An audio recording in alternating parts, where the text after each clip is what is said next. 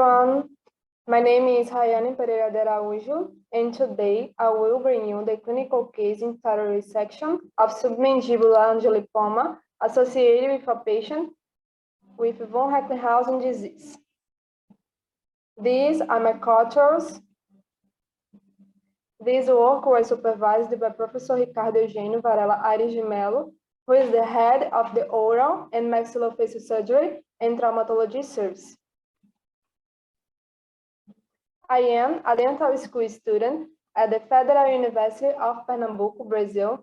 Currently, I am an intern at ambulatory of maxillofacial surgery and traumatology service in the clinical hospital of the Federal University of Pernambuco, Brazil, being a member of the project to care for patients with oral disease and facial traumas, and the project entitled Prevention and Treatment of Cancer in Face and the Mouth region of Venturosa, Pernambuco, Brazil. Also, we use traditional Chinese in the treatment of patients with temporomandibular disorder.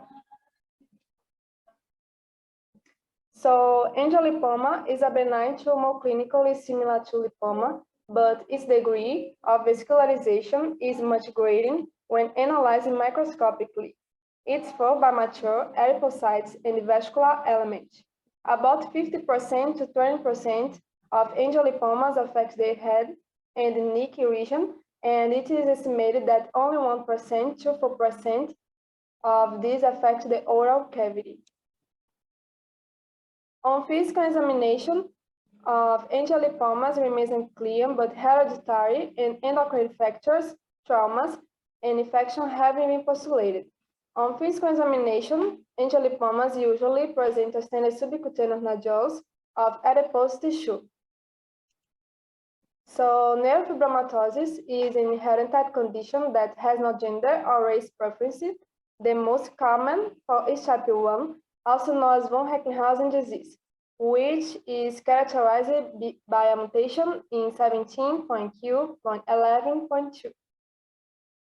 The National Institute of Health has identified 7 important components of von Recklinghausen disease: presence of cafe-like spots, 2 or more cutaneous neurofibromas, or more than 1 plexiform neurofibromas, prickles in the axillary or inguinal region, optic nerve glioma, 2 or more lymph nodules, pigment hairs, hematomas, distal bone lesion, main sphenoid and tibial dysplasia, aortic primary grade with type 1 neurofibromatosis according to the following criteria. If the patient has at least 2 of these criteria, he or she is diagnosed as having von Recklinghausen disease. In these pictures, we can see the main clinical manifestations of von Recklinghausen disease, such as multiple plexiform neurofibromas, cafe-like spots, lymph nodules, and the present pigment hairs hematomas, and freckles in the axillary region. Cafe-like spots usually appear in the first years of life, increasing number and size over time, and might become larger as the disease progresses. In addition, lymph nodules and axillary or inguinal freckles are considered pathognomonic of von Recklinghausen disease. Other signs can evidence as well, such as macrocephaly and short stature. The present work aims to report a clinician of patient with neurofibromatosis type 1 who presented an angiolipoma. Male patient, 36-old, melanoderma, attended the oral maxillofacial surgery and traumatology service of the Federal University of Pernambuco, complained of increasing volume in the right submandibular region. During the anamnesis, we observed that the patient had a multiple plexiform mass, present cafe-like spots. He also had lymph nodules present in both eyeballs, characterizing von Recklinghausen disease.